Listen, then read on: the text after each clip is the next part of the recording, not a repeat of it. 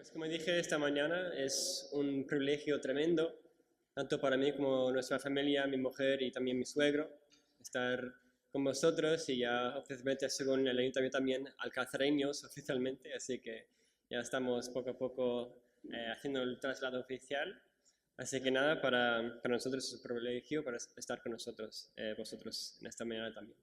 Así que para empezar, creo que nadie aquí dudaría que vivimos en tiempos de completa confusión y caos.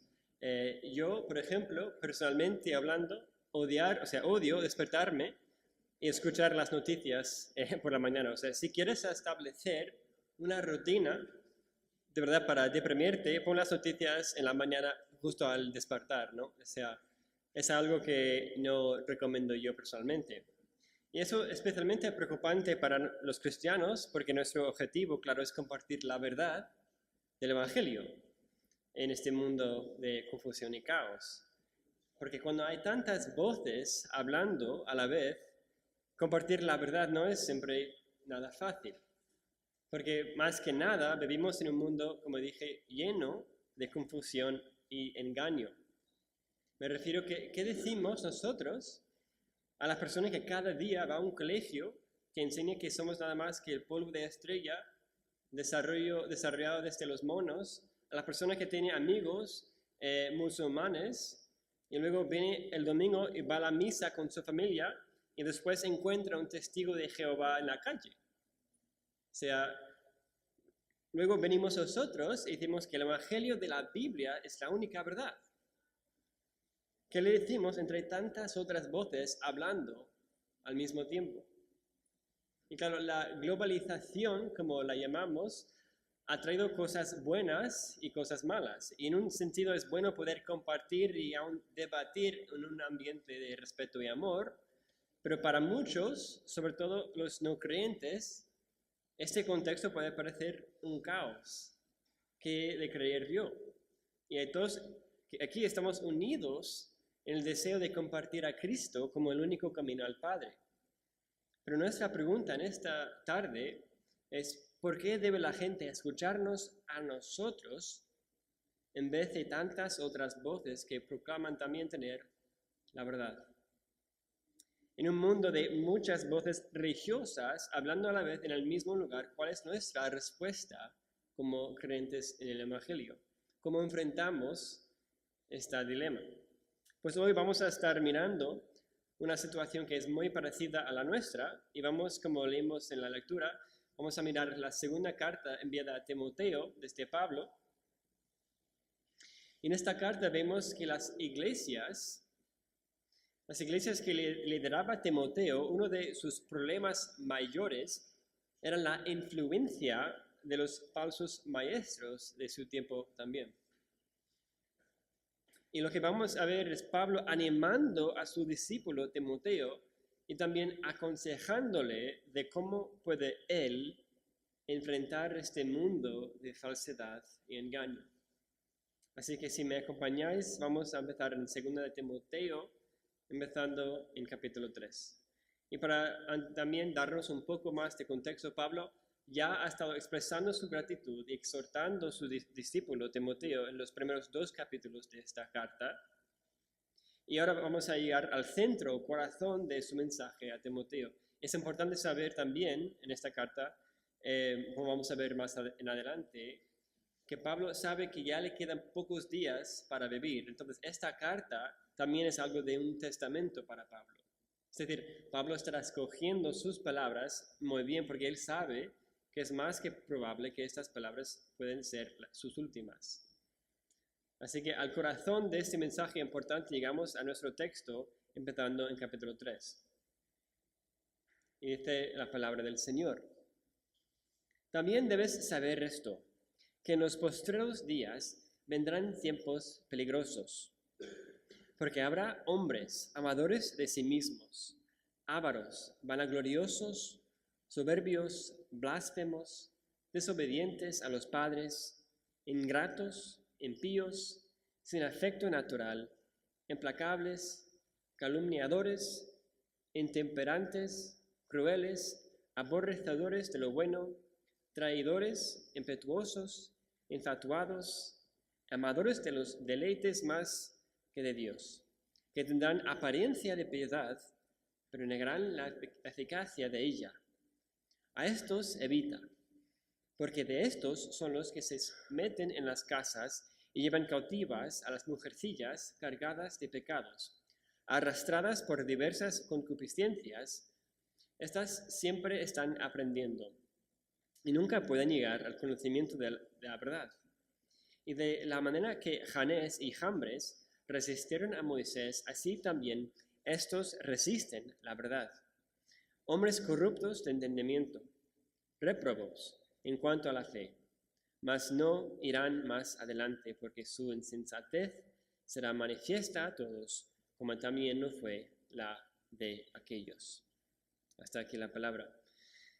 Y pues esto sí que es un problema. Esto es un mundo realmente de falsedad, tal como nuestro hoy en día. Vemos, después de exhortar, como decimos, y agradecer, Pablo ahora quiere advertir a Timoteo que aunque el reino de Cristo está avanzando, también será un blanco perfecto para la obra del enemigo. Porque primeramente, dice Pablo, los hombres serán amadores de sí mismos, y desde esa raíz, digamos, sigue toda la lista de estas maldades que nombra Pablo. Hemos visto esta mañana, para los que estaban en Lucas, que el pecado máximo, o sea, el problema para este mundo no es no amarse a sí mismo lo suficiente. Pero tal como el hijo pródigo de esta mañana, el mensaje de Cristo, el mensaje aquí no es de Cristo, no es amarse a sí mismo, sino negarse a sí mismo, ¿no? Completamente. Tomarse su cruz. Porque luego aquí en Timoteo vemos que todas estas características serán de los falsos maestros, según versículo 5. Leemos en versículo 5 que tendrán apariencia de piedad, pero negarán la eficacia de ella. A estos evita. O sea, estos hombres que son amadores de sí mismos, a la vez profesarán ser piadosos y hasta religiosos. Y justo después, Pablo nos da un ejemplo de alguien en su propio día que específicamente estaban engañando a mujeres con su enseñanza, como hemos leído. Entonces, digo todo esto para mostrarnos que Pablo ahora nos está presentando la dilema. Y el problema que tenemos, y es nuestro primer punto, es lo que vamos a estar mirando, un mundo de falsedad. Este es el problema. Porque lo que vamos a ver en esta carta es que Pablo nos va a hacer mostrar tres cosas. Presentar el problema, que es este mundo de falsedad. Luego, presentarnos con la solución. Y tres, dar el mandato, el llamado práctico, según aquella solución, que es lo que necesitamos nosotros también. Así que vemos a Pablo diciendo aquí primero, ojo, Timoteo, ojo. Sé que la cosa está yendo bastante bien, pero ten cuidado, porque vendrán hombres que querrán hacer tu ministerio por sus propias enseñanzas. Y en vez de ser motivados por la verdad, por el amor de Dios, serán motivados solamente por el amor de ellos mismos. Y se ve que Pablo no está hablando solo de un futuro lejano, sino con los últimos días se refiere, de hecho, a todo el tiempo entre la ascensión de Cristo y la segunda venida de Cristo, tal como nosotros. Y esto se ve en la mención de los que en la época de Pablo estaban engañando a las mujeres vulnerables. Y hasta hace una referencia, de hecho, a los magos malvados, según la tradición judía, que se llamaban Janés y Jambres en el texto, que en los tiempos de Moisés, engañosamente pusieron a Moisés en frente del faraón. O sea, Pablo resume esto diciendo que estos hombres son de mente depravada, reprobados en lo que respecta a la fe.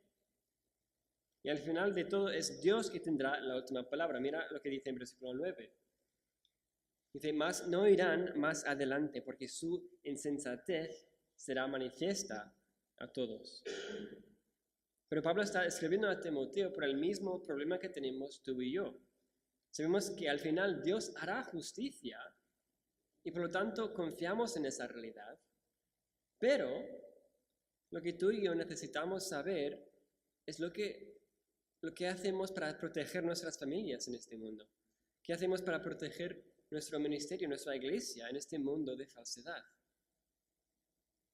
Y ninguno aquí tiene que ir lejos para ver esta realidad en nuestro mundo. Las ideologías que vemos en nuestros días buscan destruir la fe y la familia más que cualquier otra cosa.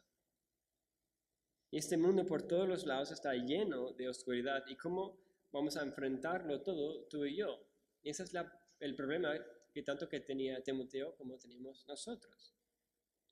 Y uno de los patrones, de hecho, más comunes en la Biblia es de hacernos recordar de la fidelidad de Dios tanto en la historia como en nuestras propias vidas personales. Y eso es porque cuando ves cómo Dios ya ha estado trabajando y obrando en tu vida, te da una perspectiva mejor para confiar no en ti mismo, pero en Dios por cómo ya te ha estado guiando y entender cómo Él te seguirá guiando. Y aquí vamos a ver algo parecido. Pablo empieza la solución a este dilema recordando a Timoteo cómo Dios ya ha estado obrando en él para llevarle a entender la obra de Dios muchísimo mejor.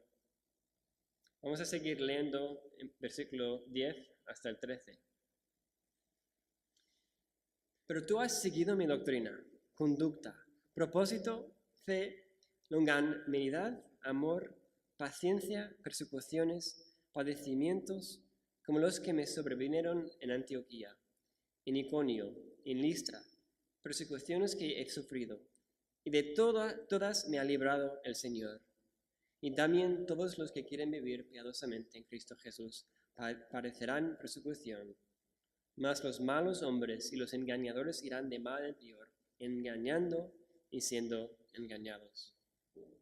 O sea, Pablo, después de mencionar la inmensidad de la oscuridad de este mundo, le dice, pero tú, Timoteo, has sido fiel.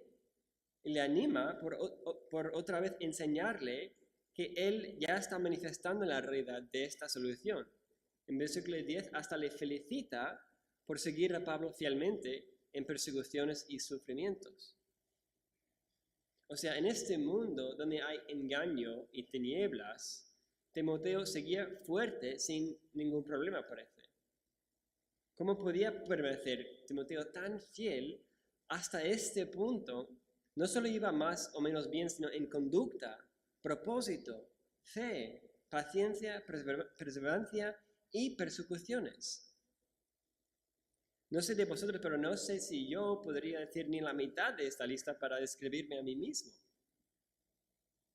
Así que, ¿cómo era Timoteo capaz de lograr esto en medio de tanta dificultad?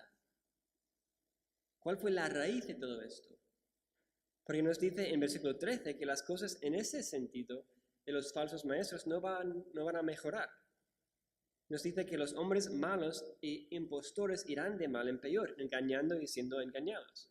O sea, si tú quieres permanecer fiel al Señor, tu única esperanza es poder manifestar lo que manifestó Timoteo.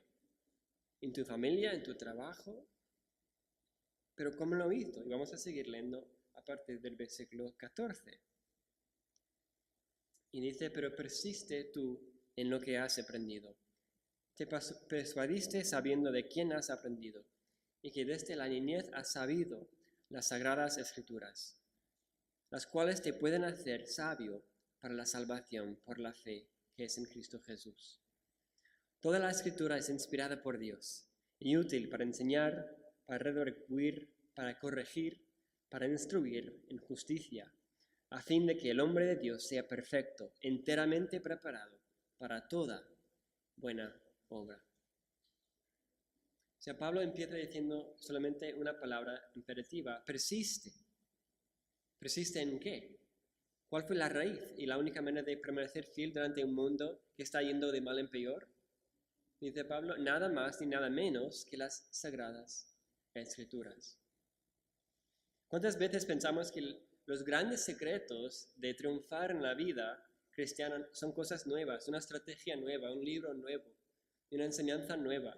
Pero lo que Pablo está diciendo a Timoteo es, ¿quieres saber por qué has podido aguantar fielmente tanta persecución? Es porque desde que eras un niño, has sabido la solución. Pero ¿cómo es esto posible? ¿Cómo es que la Escritura ha hecho de permanecer tan fiel a Timoteo. Y la raíz de todo, el corazón de esto, Pablo explica por qué en versículo 16. Toda la escritura es inspirada por Dios. Y quiero fijar en esto por un momento, porque si fallamos nosotros de captarlo, fallaremos de captar el corazón de lo que Pablo está enseñando a Timoteo. La única manera que tú y yo podemos permanecer fieles hasta en las persecuciones más terribles es saber sin duda alguna que no hay ninguna palabra en toda la escritura que no es inspirada por Dios mismo. Porque esta palabra inspirada es una de las más importantes en toda la escritura. En el griego es la palabra theopneustos, ciertamente quiere decir exhalado por Dios. He escuchado yo a alguien describirlo poniendo su mano enfrente de su boca. Si pones tu mano así, escuchas este soplo de aire mientras hablas. Realmente eso es lo que Pablo está refiriendo aquí. La relación íntima entre Dios y la Escritura es tan unida que es imposible separar el uno con el otro. Esta intimidad única implica la autoridad máxima de la Escritura sobre todo. No se puede rechazar lo que ha sido hablado sin rechazar a la vez aquel que ha hablado. Si yo estoy parte del ejército y mi superior me ordena hacer algo y no lo hago y luego me exige una respuesta, imagínate que digo, mira, capitán, eres tú que tienes autoridad de mí, no tus palabras. Sería absurdo. Y eso es solo por tener esta perspectiva de la autoridad de lo que Dios de verdad nos ha dicho, que tenemos una posibilidad de sobrevivir en este mundo de falsedad, de engaño. Porque luego nos dice para qué es útil. Dice para enseñar, para reprender, para corregir e instruir en justicia. ¿Quién soy yo para instruir a alguien? Y mucho menos reprender a alguien. ¿Soy yo acaso mejor que nadie? Pero la única manera que vamos a ver una iglesia fiel al Señor es si sometemos todo que enseñamos, todo que pensamos, no a nuestra autoridad, sino a la del Señor. Y dice Pablo que toda la escritura lleva esta autoridad. En el día de Pablo la escritura, o en el griego el grafé, se refería a lo que obviamente hoy en día se conoce como el Antiguo Testamento, cuando hablaba de la escritura. Yo creo que hay pistas en este pasaje que Pablo también se refería a su propio ministerio y cartas, aquí sobre todo cuando le felicita por seguir su enseñanza. Pero por si acaso que nos quedara alguna duda, sabemos que en otra carta muy parecida, Pedro estaba enfrentando una situación muy parecida a la de Timoteo. Echamos un vistazo rápidamente a otra 2:3:16 en segunda de Pedro 3:16, si me queréis acompañar. Empezando en versículo 14, segunda de Pedro 3:14.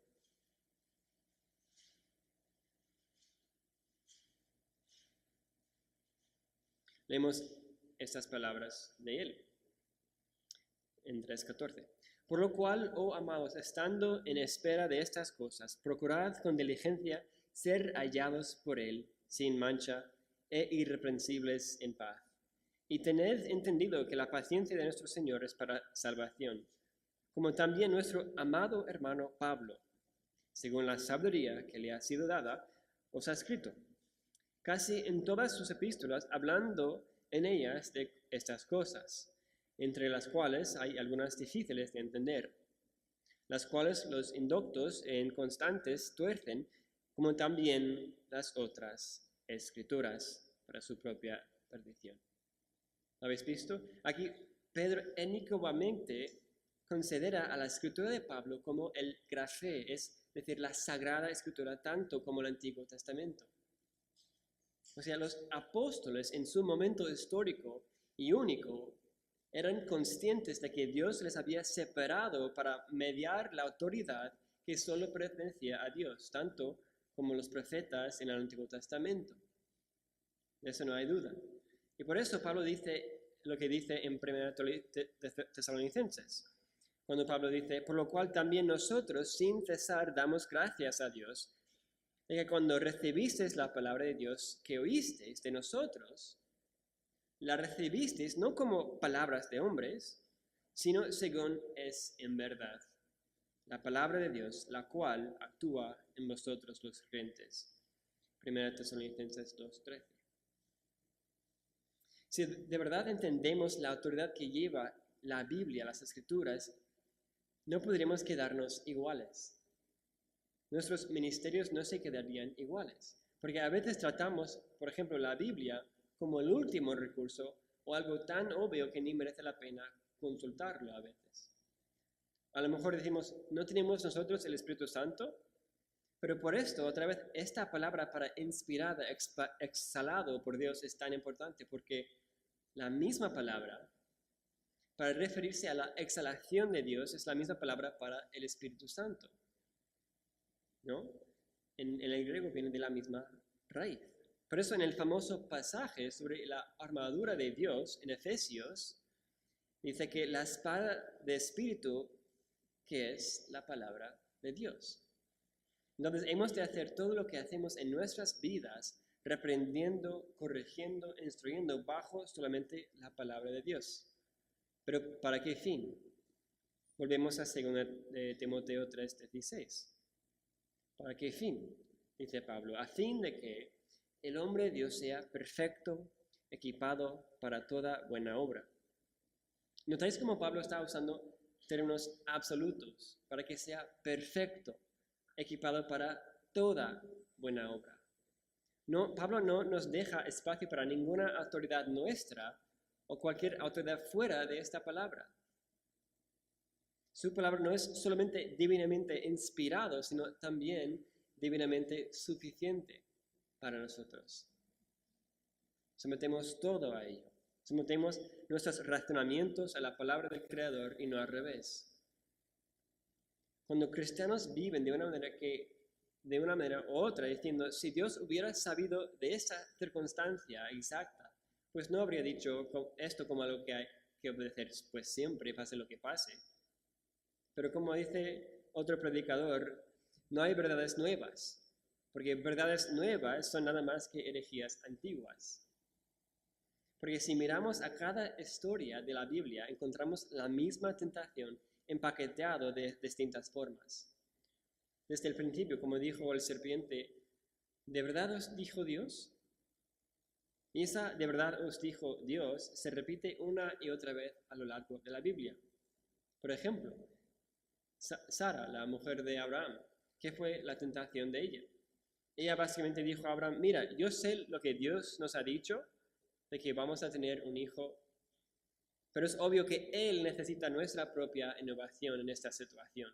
Obviamente, Él no quería decir eso como algo que iba a cumplir tal y cual. Porque dijo, yo tengo tanta probabilidad de concebir un hijo como la de un cadáver. Así que Dios entenderá que esa es una situación especial, así que duerme con la esclava. O sea, usaron su situación difícil como una excusa para desobedecer a Dios, porque al final no creyeron que a pesar de las circunstancias, Dios era aún más poderoso que sus propias expectativas. Y podemos mirar historia tras historia con la misma tentación. ¿De verdad os dijo Dios? Y por fin, cuando viene Cristo, quien es Dios encarnado, y Él está puesto en la misma situación, llevado por el Espíritu Santo al desierto para ser tentado por Satanás, ¿cuál es su respuesta a cada tentación en el desierto? Escrito está, escrito está, escrito está. Y si el hombre perfecto y segunda persona de la Trinidad tuvo que depender de la suficiencia de la palabra escrita, ¿qué excusa tenemos nosotros de no depender de tal forma y más de ella? Porque de nuevo, solo por verlo así, podremos permanecer fieles en nuestros matrimonios, nuestras amistades y nuestros trabajos. Es decir, necesitamos toda la Escritura para ser todo un cristiano. Solo quiero destacar una cosa más en este punto. Hemos visto el problema. Y ahora hemos visto como la solución es nada más que una perspectiva infinitamente alta de la absoluta autoridad de la Escritura. Pero hemos leído algo que también es clave y no lo podemos perder. Mira versículo 15 de 2 de Timoteo 3. 15 de 2 de Timoteo 3. Porque dice, y que desde la niñez has sabido las sagradas escrituras, las cuales te pueden hacer sabio para la salvación por la fe que es en Cristo Jesús. Pablo dice, si el corazón de una vida fiel es fidelidad a la palabra de Dios, hay que recordar también que el corazón de la palabra de Dios es Cristo, ¿no? La meta máxima de estar equipado, como dice por la palabra, es atesorar la persona y la obra de Jesucristo. Porque el papel del Espíritu Santo no es destacarse a sí mismo, sino a Cristo y su infinita gloria. El ministerio del Espíritu Santo por el medio de la Escritura es nada menos que conocer al Padre y a aquel que ha enviado, que es Jesucristo. Pero no sé si este versículo, en versículo 15, sobre la Escritura llevándonos a vida, os suena algo también en el Evangelio. No sé si os recuerda de la cena en que Cristo dice a los fariseos, examináis las Escrituras porque vosotros pensáis que en ellas tenéis vida eterna. Y ellas son las que dan testimonio de mí. Eso es en Juan 15:39. Examináis las Escrituras porque pensáis que tenéis vida eterna y ellas son las que dan testimonio de mí. ¿Pero qué está diciendo Cristo allí? ¿Les estaba corrigiendo a los fariseos por creer lo que dice Pablo, que la Escritura de verdad nos puede llevar a la vida eterna? No, porque muchos quieren usar esto como un ejemplo de por qué hace falta revelaciones nuevas en nuestro día, de no solo depender de la Biblia. Pero el problema de los fariseos no era que eran demasiados fieles a la palabra de Dios y no a Dios. El gran problema que tenían, de verdad no creyeron lo que Dios había hablado era suficiente, tanto que añadieron más que 600 leyes después. Y la prueba máxima de eso era que cuando lo que apunta a cada página de la Escritura estaba enfrente de ellos, en persona, ni le podían reconocer. Otra vez vemos que dudar lo hablado es siempre dudar a quien que ha hablado. Porque ninguno tenía una perspectiva más alta de la Escritura que Cristo mismo. Eso es algo que cuando lo estaba estudiando yo me impactó muchísimo. Acompañadme rápidamente a Mateo 22 para ver la perspectiva de Cristo de las Escrituras. Mateo 22. Y sin entrar en todos los detalles, aquí encontramos en versículo 23 la escena en que los saduceos habían preparado su mejor argumento para ganar a Cristo en un debate teológico sobre la resurrección, los saduceos.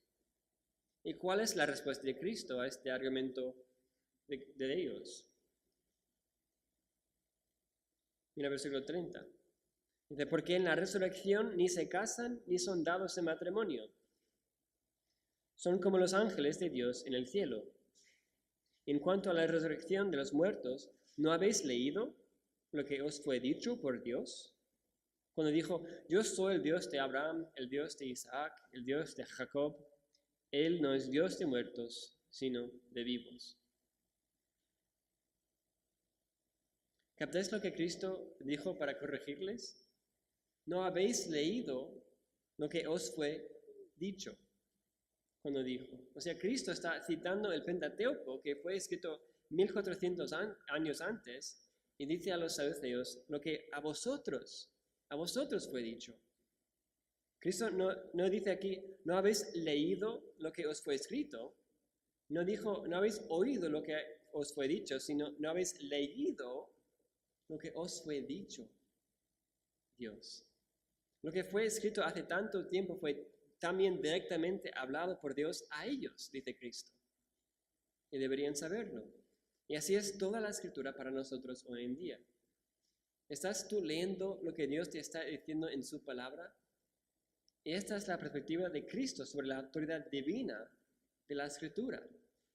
Entonces, hemos visto mucho en esta mañana, pero volviendo a 2 de Timoteo, hemos estado mirando cómo permanecernos fieles en un mundo de engaño creciente. Hemos visto la solución que Pablo nos presenta es nada menos que la plena autoridad y la plena suficiencia de la palabra. Así que, ¿cuál es nuestro llamado práctico? ¿Qué hago con esto? Y seguimos leyendo en 2 Timoteo 4. Te encarezco delante de Dios y del Señor Jesucristo, que juzgará a los vivos y a los muertos en su manifestación y en su reino, que prediques la palabra, que instes a tiempo, fuera de tiempo, redarguye, reprende, exhorta con toda paciencia y doctrina, porque vendrá el tiempo cuando no sufrirán la sana doctrina, sino que teniendo comezón de oír, se aumentarán maestros conforme a sus propias concupiscencias, y apartarán de la verdad el oído, y se volverán a las fábulas.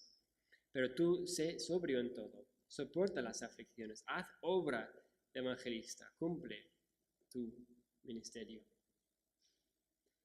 Hemos sido llamados a responder al mundo con un solo verbo: predicar, predicando en todo tiempo toda la verdad durante toda nuestra vida. Pablo está diciendo: mira, Timoteo, tú has conocido desde pequeño lo que Dios ha dicho. Haz lo que todos los hombres por toda la historia han hecho. Predica lo que Dios ha dicho, y nada más ni nada menos. ¿No habría sido mejor decir predica a Cristo? No, porque predicar la palabra es predicar Cristo, y predicar Cristo es predicar la palabra. Si queremos ver una iglesia de creyentes enamorados de Cristo y empoderados por su Espíritu, tenemos que cultivar una iglesia que se someta 100% a la palabra de Dios, como la única palabra suficiente que Dios en su benevolencia y misericordia nos ha dado para ser fiel a Él. Y cuando esos días difíciles vengan y empeoran, podremos decir tal como Cristo: escrito está, escrito está. Puedo decir que creo en la autoridad y suficiente de la palabra todo el día, pero si no la estoy predicando, solo dando mi opinión sobre ella o otra cosa, yo no creo la verdad en la palabra de Dios. Valoro entonces más mis propias palabras o las de algún famoso o las ciencias sociales, por ejemplo. Y en octubre de este año vamos a celebrar 507 años desde el empiezo formal de la Reforma Protestante.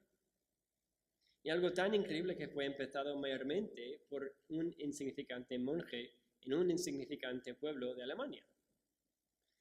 Pero quiero que escuchéis cómo él mismo, Martín Lutero, resume toda su obra en un estilo que solo Lutero puede expresar. Y escucha lo que dice aquí. Dice Lutero: yo simplemente enseñé, prediqué y escribí la palabra de Dios. Por lo demás, no hice nada. Y mientras yo dormía o bebía la cerveza de Wittenberg, junto a mis amigos Philipp y Amsdorf, la palabra debilitaba al papado de forma tan grandiosa que ningún príncipe o emperador consiguió causarles tantas derrotas. Yo nada hice, la palabra lo hizo todo. La palabra lo hizo todo. A mí me gustaría terminar hoy leyendo este último versículo en 2 Timoteo 4, 6 al 8. Porque después de ver el gran problema, que es este mundo de falsedad, y la gran solución, que es las escrituras inspiradas, y también nuestro llamado de predicarla en todo tiempo, Pablo concluye por su propio ejemplo, enseñándonos cuál es nuestra meta final en todo esto. Y dice la palabra en 2 Timoteo 4, 6. Porque yo ya estoy para ser sacrificado, y el tiempo de mi partida está cercano. Yo he peleado la buena batalla, y acabado la carrera, he guardado la fe. Por lo demás me está guardada la corona de justicia, la cual me dará el Señor, juez justo, en aquel día. Y no solo a mí, sino también a todos los que aman su venida. ¿Cómo queremos acabar nuestra carrera? ¿Podremos decir como Pablo dijo, que habremos guardado la fe realmente?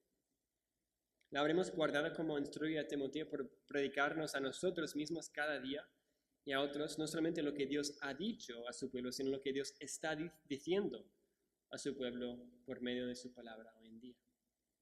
Esa es nuestra gran pregunta. Vamos a orar.